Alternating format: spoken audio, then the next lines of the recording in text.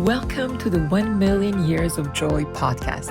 I'm Dr. Andrea Benaker, your host, and my intention is to inspire you to find more joy in your life through the stories from our guests and the science on joy and purpose.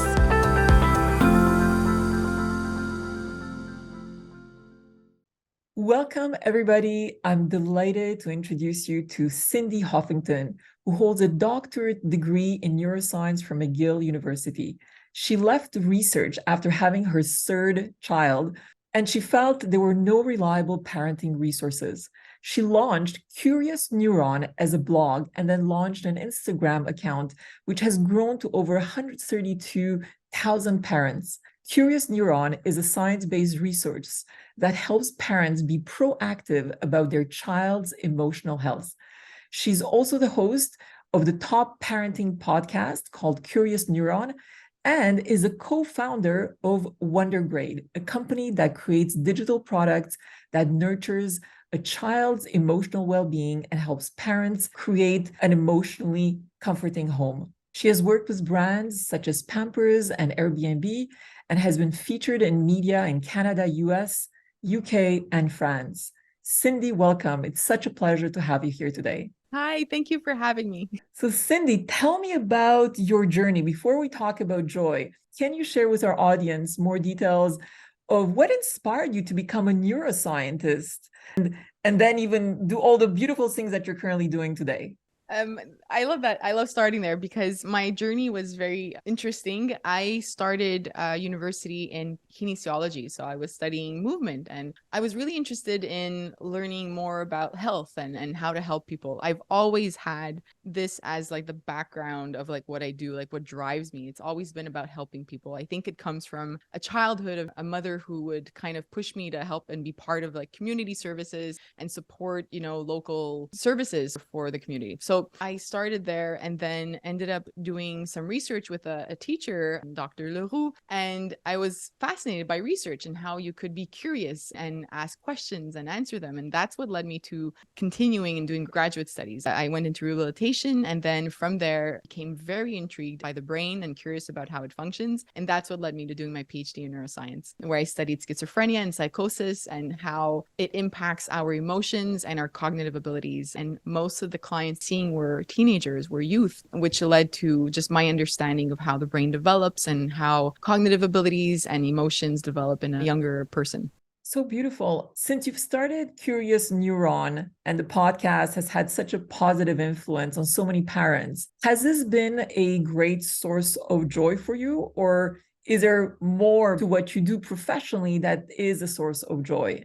I think every single thing I've ever done has been led by what brings me joy and happiness. I've always been true to myself. That's something that I've done from the beginning. So the reason why I left research is not because I didn't enjoy it, but it's because I needed something more. And during my last few years of my PhD, I volunteered in something called Brain Reach. Again, this was a community thing, right? And this was going into the community, into schools and teaching young kids about the brain and how it functions. And what's interesting is I just turned 40 a couple days ago, and I had written a letter to myself on my 30th birthday. I wrote a letter to my 40th self, and I opened it on my birthday. And I said, I hope that in 10 years, I am doing something for the community and sharing science with them. So this was way before Curious Neuron started, and I was still doing a PhD, thinking I was going to become a researcher, and I did it. So it just shows me that kind of passion and that joy is what guides me.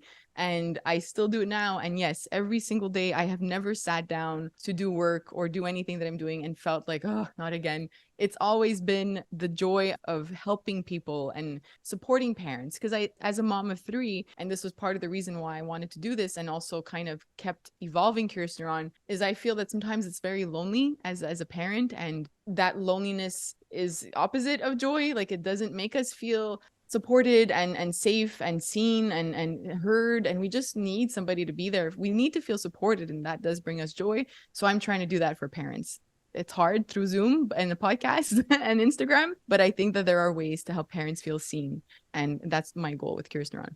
And it's so beautiful, the purpose that you have. Tell us about your journey as a parent. since you know everything about the brain and how to become an effective parent, what was the reality when you actually had your first child?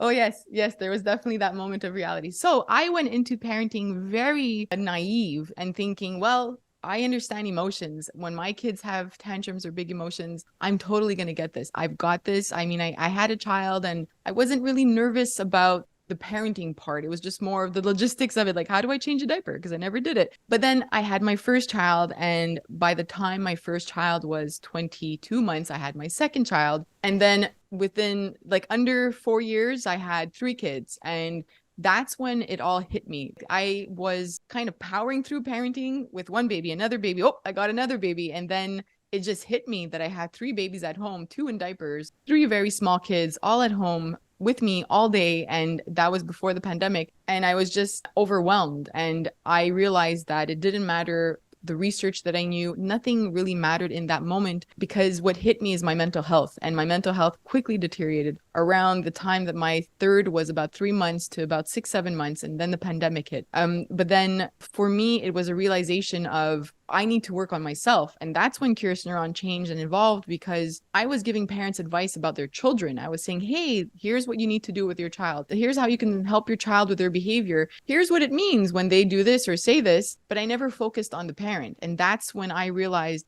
our mental health and our wellness and well-being really depends on the work we put into it.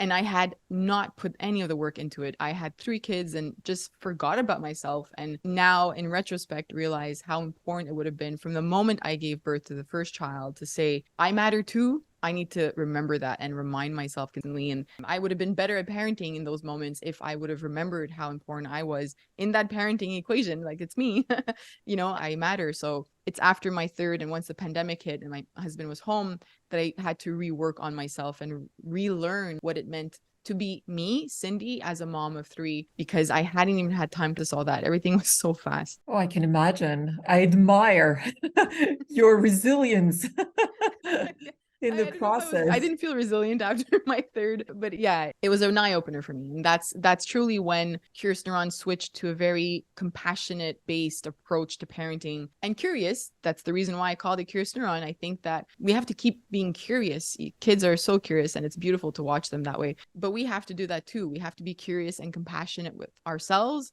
and curious and compassionate with our kids. And I think that if we can use that as our guiding light, then the joy will come, the happiness comes, and we realize that sometimes we behave or we feel a certain way. And if we're curious about it and compassionate, then we can get to the root of it and give ourselves that grace to move past those moments. And if you talk about yourself personally, what brings you joy in your daily life? There's a lot that brings me joy. I just don't get to do it every single day. But for me personally, I am somebody who enjoys that alone time. So it gets very difficult because right now I'm part of a startup and a small company. Curious Neuron is just starting to become this company and I'm figuring it all out. So it's a lot of thinking, but at the same time, I'm still home with three kids. They're homeschooled. All of this because of the pandemic, and one thing led to another, and I'm home with all three. So what brings me joy is first being with them and being in those moments of like seeing my kids read. And I never ever imagined myself doing any of this. This was not part of the plan, but we're enjoying it now. And then for me, these little moments of connection with myself, again, this took a work, but a moment of connection to me looks like having coffee hot, which I didn't really do before. Drinking it hot and making sure that I, put the time into that. Reading for me is my biggest joy. My husband was asking like, what would you like, one day? And he ended up bringing me to New York for my birthday. But what I had said was alone time. I want a weekend of like bringing like books with me and just sitting somewhere. I don't care if it's outside, inside. I want to connect, and read. And that's where I like thinking. I've always been like that. And when I read a book, I take notes and I'm thinking about like what I can do with that. How can I learn from that? How can I grow from it? That's what brings me joy. And the outdoors to me, it's just connecting. I remember when I was young as well, my grandparents have a cottage and I would just go there and sit on their dock by the water and pretend I was a writer and write stories. That's what brought me joy then. And it still brings me joy now. So beautiful. And do your kids share the same passion of being in nature and being outside? Yes, they do. They do in the winter as well, which that I've lost. with age, as I got older, I no longer like winter. I am not meant for Canadian winters. But besides that, yes, I think they see how much I enjoy the outdoors and just being outside, just eating a meal outside. I mean, the first day that we had this spring of like a comfortable temperature, I brought the bowl of pasta outside in the front and we ate by the driveway, and our neighbors were laughing. But it's just to be outside. I don't know, it's soothing. And it makes sense that it's soothing when I think about the brain and how the senses help us connect to our emotions. So I see the neuroscience behind it, but for me, it's soothing and relaxing to be outside, and my kids too. And as part of your research in neuroscience and learning everything about the brain, what has been your greatest and most interesting discovery about not only the parent's brain, but also the kid's brain? When I was studying psychosis, for me, what came off as really interesting was the part of mental health that starts way before we're even thinking about our kids' mental health. And I've taken that into my parenting, and I try to talk to parents about that. I think I had heard a researcher once say that from the moment of the first sign in a child of their mental health slowly not deteriorating, but struggles with their mental health, to their first appointment with a psychologist or a therapist is usually 11 years. So it's very long because we don't notice the small things sometimes, you know? So for me, that's what's been really interesting, just trying to notice certain things. And I think, again, sometimes we're not as present as a parent, and I experience it myself too. I'm playing with my kids, but I'm not noticing and I'm not attuned to their needs because I'm thinking about a deadline. I'm thinking about what I need to create, content or a podcast or an interview or whatever it is. But the mental health aspect, I've realized now, is so important. And that is why I've focused on that for Curious Neuron, because if we as parents could be a little bit more proactive and realize that from the moment of conception, which is what research is showing us now, there's a big study going on in Canada. What they're looking at is 3 years before somebody becomes a parent, they're starting to monitor their mental health, because that parent's physical and mental health can impact the pregnancy once it starts. And it's not to put fear on parents, it's just to bring awareness, right? We have to remember that we matter from the moment of conception. So when we are expecting, I wish that our society and our system was a bit more hands-on when it comes to mental health and both parents, because father's mental health is often also ignored and they can have postpartum anxiety and depression as well. And if we can be more attuned and more mindful of these parents and their mental health once they have a child, monitoring them, and then if we could just keep that going, because their mental health can impact their child's mental health. And we know it. If we're anxious, we don't parent the same way with our children than when we feel calm and regulated. And Dr. Bruce Perry does a great job at explaining all this work, you know, in terms of the regulated brain and how when we are dysregulated, we're not connected to the thinking part of our brain. So all of that to say that this mental health piece that I've learned, these small symptoms that we don't notice, you know, a child or a teenager no longer enjoying something that they enjoyed so much. And it's not just an isolated thing. It's always more than one thing, and it has to last for a certain period of time. But just noticing blunted affect, which was like just no longer showing emotions the same way that they did. There's so many things that happen that can go unnoticed in a child, in a young child or in a teenager, that I think we have to be more aware of mental health way before that moment where they no longer like doing something, and you see something where they want to go out with friends anymore, they're isolating themselves, their behavior is changing. It's not that it's too late, but there were symptoms before that. So educating parents on that is really important to me, and educating parents on their own mental health, because it starts from the beginning. So that's what I bring to my parenting, and that's what I find was fascinating to me in research. Great. And as you've had 3 kids, and you know that their brain is evolving at different rates, and I've seen this also through my parenting. Often there is a gap, a couple of years between the kids, but you may want to approach the conversation with your younger child as you would with the older one, but their brains have not developed at the same level. The younger brains are going to be so much more emotional and fueled by emotion rather than the older child. How can parents awaken to that reality that their kid's brain is continuously evolving and even past the age of 18, so they can ensure that they adapt their communication and deal with tantrums or challenging situations in an appropriate way? What tips would you have? That's such a good question. So I think for a parent, if you have a young child, and like I see the same thing that you see, you cannot have the same conversations, obviously, with your young one and your old one, your older child. But what parents, I think, should understand is, first, our brains work similarly to our kids' brains. We also have tantrums. I always tell parents that because I try to switch tantrums to having big emotions. And if you use that term or use the term dysregulated, then you realize we have those moments too. When we lash out at our kids, it's a tantrum. It's dysregulation. It's a big emotion that we lost control of. And what happened is that something either in our environment, it could be too much noise, too much bright light. It could be that we just felt triggered by something that we haven't understood yet. When we lose it, it's something similar is happening in our kids. I know that sometimes it's hard to understand because the child says, can I have the blue cup and can I have apple juice? And you give them apple juice in the blue cup and then they lose it and they have big emotions and they're upset. And you're like, I don't understand. I don't get you. Like this little human is upset when I gave them what they wanted. But it's because it's just an overwhelming world and their brain and their emotions part of the brain, the amygdala, it's not connecting the same way to the prefrontal cortex behind their forehead. We are able to be more rational and to say, hey, if my boss says something to me and I'm really upset, you're in that moment of high energy and lots of emotions, don't flip the desk. Oh, your brain will stop you. It has that sort of dialogue with you because you're thinking rationally in that moment as much as you can. But a child hasn't developed that part of the brain. And like you said, it's way into their past teenage years and their 20s where that rational and thinking part of the brain will finally come through and start functioning the same way that it would for us. And it doesn't always function for us. So what a parent has to be mindful of is to act as that prefrontal cortex, not in the moment, not in a moment of rage and anger or sadness or frustration. Similarly, again, to us adults, if you are so mad at your partner and they tell you, calm down, it's the worst.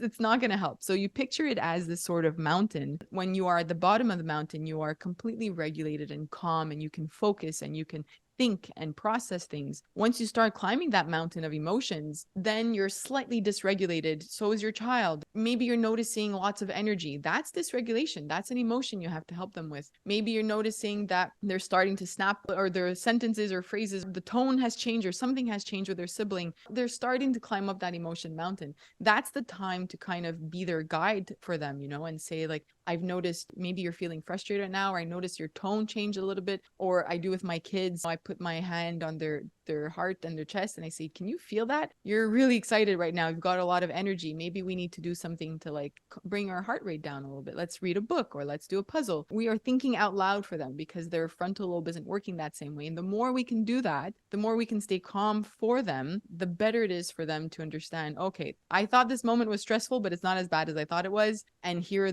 I'm safe. Everything is fine. This is what your child is saying in their brain, let's say. And now what are the tools that my parents gave me to do that? The only problem with all that and teaching our kids that is that most of us were not raised in an environment where parents say, hey, I see that you're frustrated. Let me help you. No, it was, why are you frustrated? Stop being mad, or get over your sadness. It's fine. Don't be a baby. Just get over it. Tomorrow will be a better day. So we were never given first that moment of validation of saying all emotions are okay in this house, which is that emotionally safe home. Some of us were shamed for being sad or being anxious or worried about certain things. And now we have kids and we have to teach them that it's okay to have emotions, and we have to offer them tools that we were never taught ourselves. So for our kids, we have to kind of work on ourselves first and understand, what do I need to do in this moment? Being aware that you are triggered is a very good step. With Wonder Grade right now, we have this free challenge called the Emotionally Aware Parent. It's a free workbook and free weekly Zoom calls, because what we've seen is that these moms that are joining, and it's open to all parents, but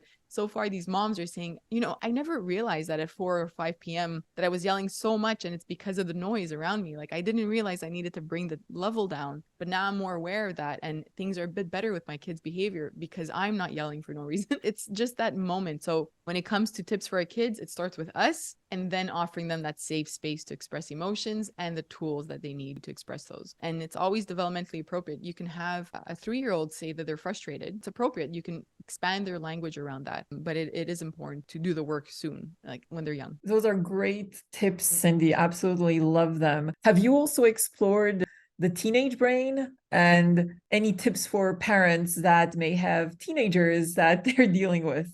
So not with the work of Kirsten Neuron. I've always been focusing on summarizing research from a child's birth to about 5 or 6 years old. However, more recently now, I'm actually writing a blog post for the Curious Neuron blog on the teenage brain. I have slowly been posting some information about that because parents have been asking. And some studies that I've highlighted on the Instagram account is that most teenagers actually want to spend time with us. And I asked one of my husband's cousins, she's 14 years old, and I'm actually going to be bringing her on my podcast and on the blog. I was telling her about this study over the Easter holiday, and she said, I believe it. She's like, I like spending time with my parents. It's just that sometimes they judge us a lot and they're never happy with us with what we do. And she said, if I think about some conversations with friends, the ones that are causing more trouble and acting out at school are the ones that tell me that don't feel seen by their parents. And I had this huge moment, like she's 14 years old and she's saying this on her own. And she said, we are struggling with our mental health. And she had her phone in her hands and she said, it's all because of this.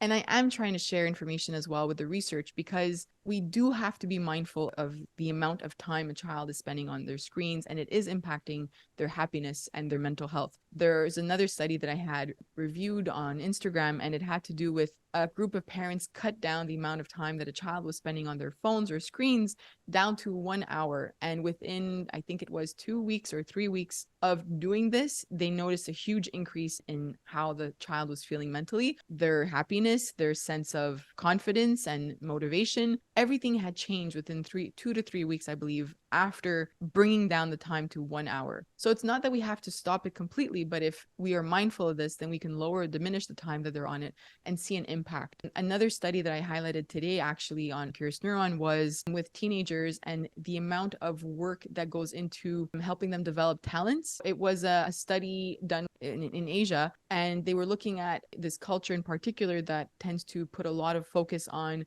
making sure that children have very high grades and that are prepared for their careers and are very good at certain skills. Those children that perceived their parents as placing too much focus on developing their talents had more difficult parent-child relationships compared to the teenagers that didn't perceive their parents as putting too much effort on that, and the ones that felt that there was too much effort on it and didn't have that strong parent-child relationship also struggled with depression and anxiety. So I think these three sort of studies summarize the fact that we need to be mindful of how much time we're spending with our kids and knowing that we can't always criticize them. Like, it's hard when they're teenagers as well, but having moments to connect, the same way that I tell parents to connect with their child when they're young, you need to continue doing that when your child is older, and they will appreciate that. And then monitoring their mental health, monitoring their screen time, and not having too much of that extracurricular activity that is trying to make them into something that we, obviously it's coming from a good place, but we want to make sure that we have time left at the end of the day and the end of the week to connect with them. And those are wonderful tips. I absolutely love them. And particularly, in an age where teenagers are on social media so much nowadays, it's quite scary, in fact, to look at that, as there's so much research around the correlation about even self-esteem, that kids that do spend a lot of time on social media actually have a lower self-esteem. And the tips you've given are just so essential. And I'm happy to hear that there's so much research around that. And talking about the point that you just brought up about helping kids develop specific skills, where do hobbies come in, encouraging your child? And this is not necessarily to put pressure on, if you wish, performance at school, but rather encouraging them to explore a hobby, whether it's a sport, whether it's about playing an instrument. What can you tell us about your research on that, particularly for the younger kids, or if you have insights on the older kids as well? Yeah, and I think you've used a really important word there. It's explore, right? And it's a hobby as well. And it comes down to what brings them happiness and joy. If they are enjoying a certain activity, then you can continue doing it, right? Give them that opportunity to explore things at home. Like, we have a keyboard here and I just have it there. There's no lessons, nothing, but my kids naturally go to it. And then we open up a little YouTube video and they try to create a song. So they're doing it on their own time, but they're also showing me what they're interested in, like drawing. I have, many things in the home with my younger kids that allows them to explore what they want. My kids became really into, over the holidays, it was chess. Now they love chess, and my 5 and 7-year-old just play every single day. And now I'm starting to lose against them, and now this is not cool. But they're getting really good at it, and offering opportunities when they're very young, and then again being attuned to them. If there's a very big difference if you've tried 3-4 things with a child and they just refuse. And again, it comes down to that curiosity piece. Why are they refusing? Is it the social aspect? Is it something that's making them feel nervous?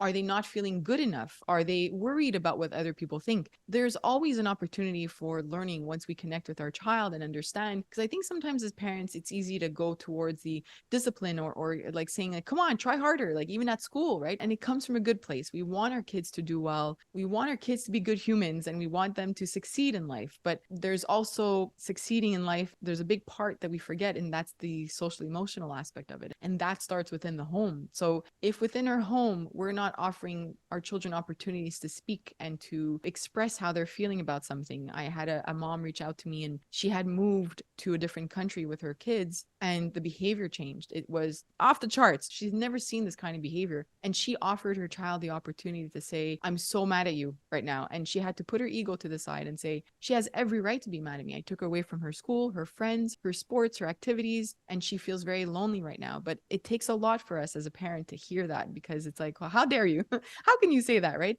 So when it comes to these activities and these hobbies, just being mindful of what they're enjoying. And even within the home, because I'm homeschooling, I try to be more aware of that as well. And let's say certain TV shows and my kids like that, it's like, okay, we're going to draw a cartoon about that and you're going to write a new story. We're going to continue that episode, or we're going to stop the episode halfway and give an alternative ending, right? So that's what I've learned when we are really mindful of our kids and what they're doing within our home and giving them these opportunities to play outside. Which equipment are they using? Are they going to play basketball every day? Are they playing hockey in the street with their friends and you see that it brings them joy? Move towards that. Align yourself with what they are happy doing, rather than this idea of every 5-year-old needs to be in ballet class and gymnastics and piano class and violin and then drawing because, you know, maybe one day they need to know how to. It's a lot. And there is research around that doing too much, kids need downtime, especially young kids. They need downtime and they need open-ended play, which means just that ability to be curious and play around them, to be bored. We forget about that, but being bored is really important for creativity and open-ended thinking and thinking outside the box and critical thinking and all that. So we need those moments for young kids. And as our child is getting older, and if we see that they're spending a lot of time using screens or on video games or social media, then saying, okay, we need to find, there's going to be pushback, obviously, if it's a change in schedule, but even if it's just going out for a walk with them, going for a hike with your child, you know, at the beginning, they might not be happy about it, but take time to connect with them and just try to find ways to bring them joy through these extracurricular activities or hobbies, and you'll figure it out. But you have to be open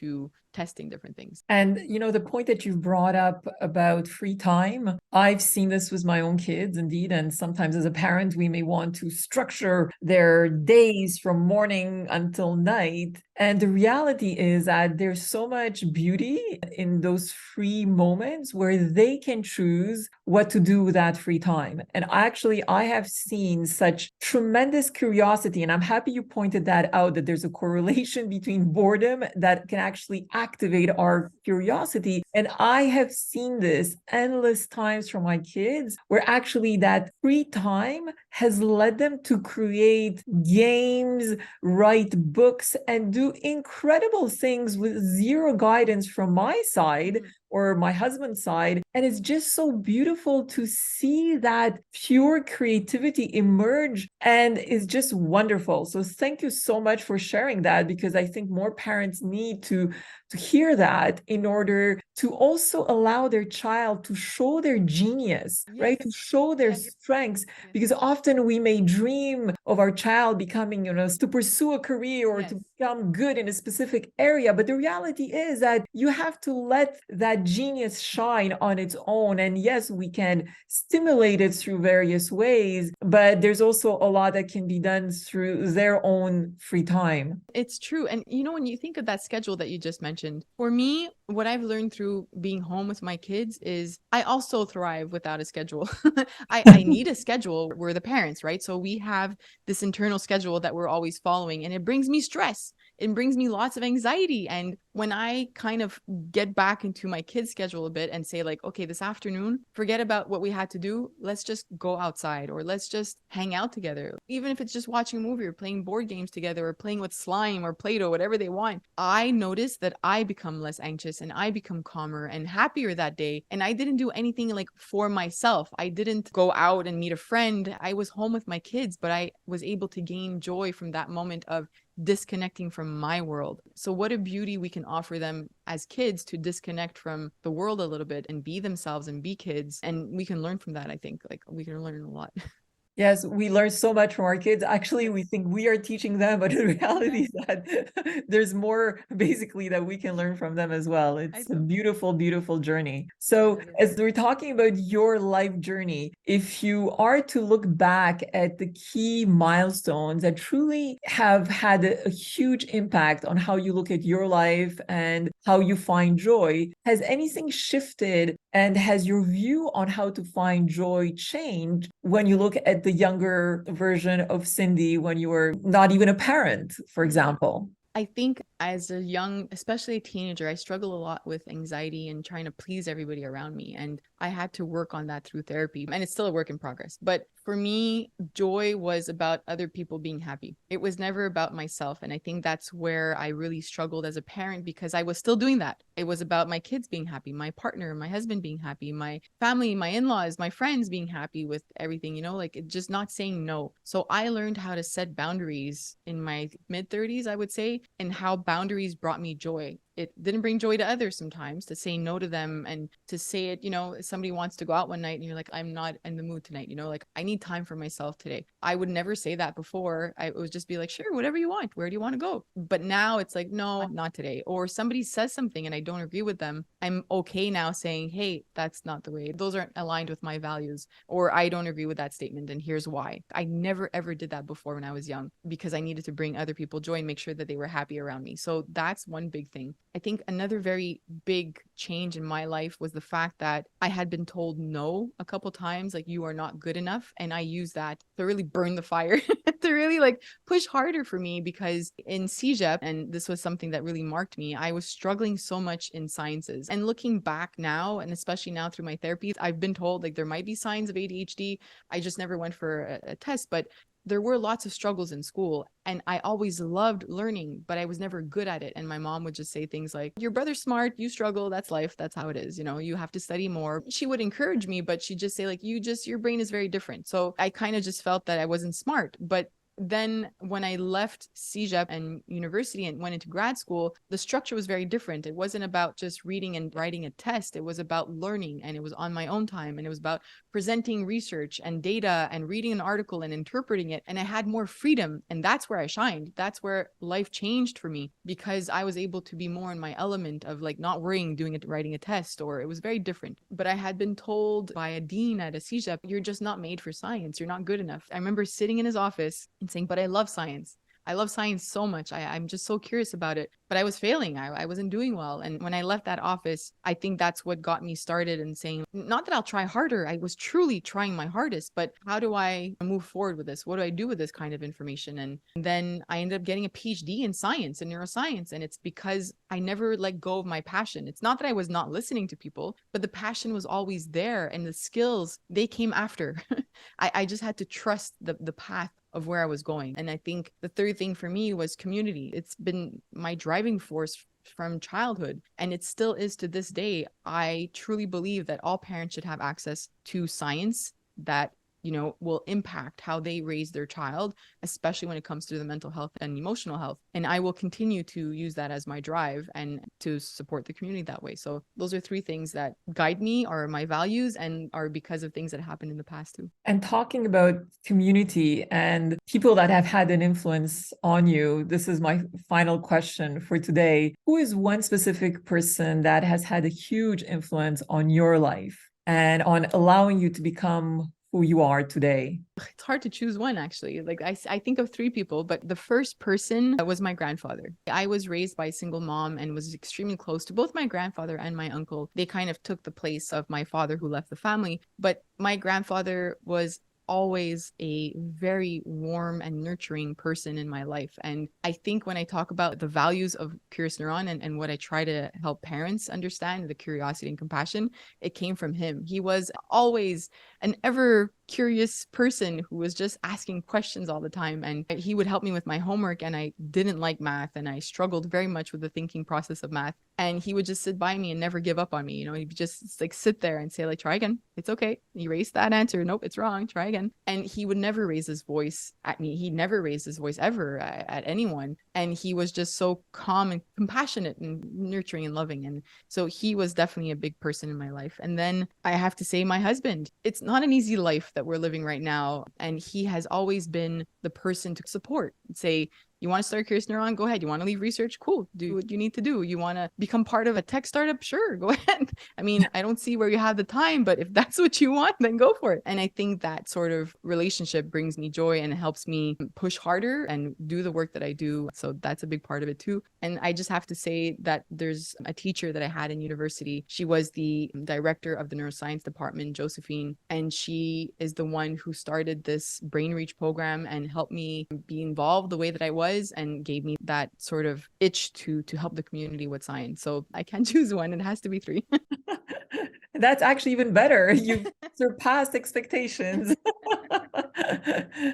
Cindy, it's been such a pleasure to speak with you, and thank you for having such a positive influence on parents and on kids' lives, because as you said, it all is connected. And I think if we have that self-awareness that the happiness of our children begin with us as parents, it's really an opportunity for us to find more joy in our family moments and in our lives. Keep shining and doing the amazing things that you're doing. And thank you again for your time. Thank you so much for having me. I enjoyed our conversation.